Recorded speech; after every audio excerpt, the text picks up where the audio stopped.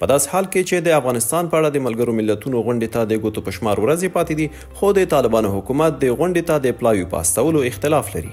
کره سرچینو حماسه میډیا ته ویلي چې دغه اختلافات د طالبانو حکومت سیاسي مرستیال مولوي عبدالکبیر، د بهرنیو چارو وزارت سرپرست امیر خان متقي او د دفاع سرپرست وزیر محمد یعقوب ترمنځ راپورته شوي دي، خو ذبیح الله مجاهد بیا دا خبر رد کړی او حماسه ته په خبرو کې بې اساسه بللی. د ملګرو ملتونو د عمومي منشي بیان سټیفن دوچاریک ویلي چې یونما د طالبانو له حکومت غوښتي څو نیول شوې میرمنې ژر خوشي کړي. نوموړی زیاتوي چې یونما په افغانستان کې پر ښځو د لګول شویو محدودیتونو په اړه اندېښمنه ده او ویره لري چې دا بهیر به لا د افغان میرمنو د ګوښه کېدو او کورني تاوتریخوالي لامل شي. او د سپینې ماڼۍ د ملي امنیت شورا ویان جان کربي خبریالانو ته په خبرو کې یو ځل بیا ټینګار کړی که د طالبانو حکومت غواړي چې په رسمیت وپېژندل شي، نو باید خپلې هغه ټولې کړې ژمنې پوره کړي چې لا یې هم نه دي پوره کړي.